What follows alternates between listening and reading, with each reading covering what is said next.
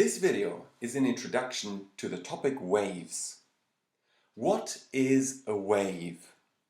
Let's have a look at two examples. Here you see water waves caused by a ship. Sound travels in waves as well. I can generate a tone, record it, and look at the recorded wave. So, what is a wave? A wave is defined as an oscillation transferring energy. The energy of a wave becomes obvious when it reaches the shore. If you've ever heard thunder close by, you could even sense the energy of the vibrations in your body.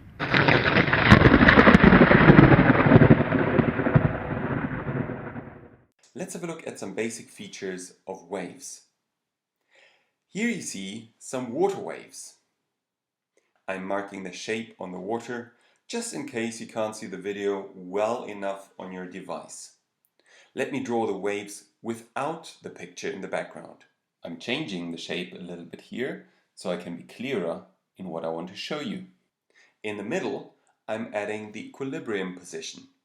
That is the level the water would have if it was at rest, at equilibrium. The highest points of the wave are called crests. The lowest points are the troughs. The distance between the same points on neighboring waves is the length of one full wave. This is therefore called the wavelength. Typically, the Greek letter lambda is used to represent the wavelength. It looks like an upside down Y. The wavelength lambda is measured in meters. I could pick any other identical points on neighboring waves to measure the wavelength, for example, from trough to trough or from the equilibrium position to the next identical equilibrium position.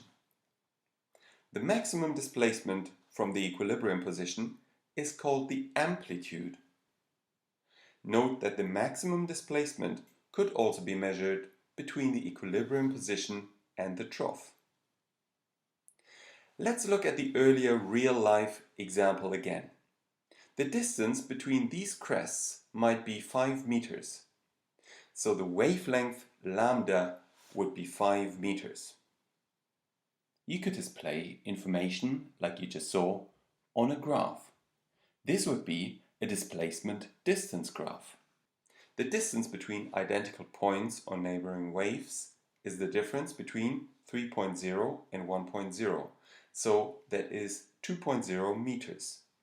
My wavelength lambda therefore is 2.0 meters. What we have looked at so far was based on a picture of a wave. If this was a graph, you would have the distance in meters on your x-axis. Now we'll have a look at James sitting in a boat, experiencing the waves. A common misunderstanding is that the boat would be moved sideways. This might be the case very close to the shore or due to currents in the water.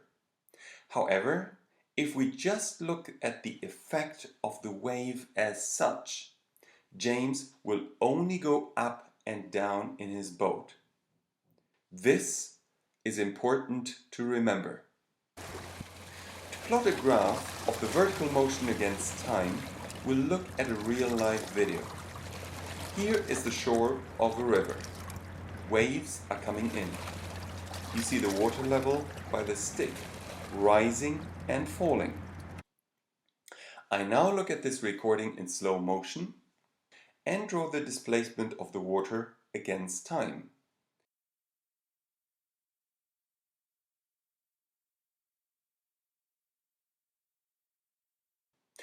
The overall pattern is the same as that of the displacement distance graph you saw earlier.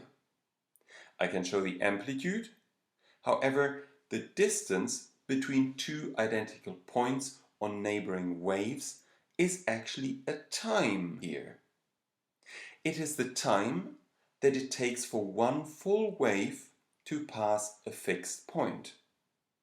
This is called the time period. It is represented by a capital T and usually measured in seconds. Let's measure the time period in the clip just seen between two crests. You see that I obtain 2.367 seconds for the time period. If you need to find the time period from a graph or sound recording, you can simply find the difference between two identical points on neighboring waves. Remember to add the correct unit at the end. Let me summarize. In a nutshell, there are two types of graphs used to show waves: displacement distance graphs and displacement time graphs. The maximum displacement from the equilibrium position is called the amplitude. The distance between identical points on neighboring waves is called the wavelength lambda and is measured in meters. The time that it takes for one full wave to pass a fixed point is called the time period and is measured in seconds.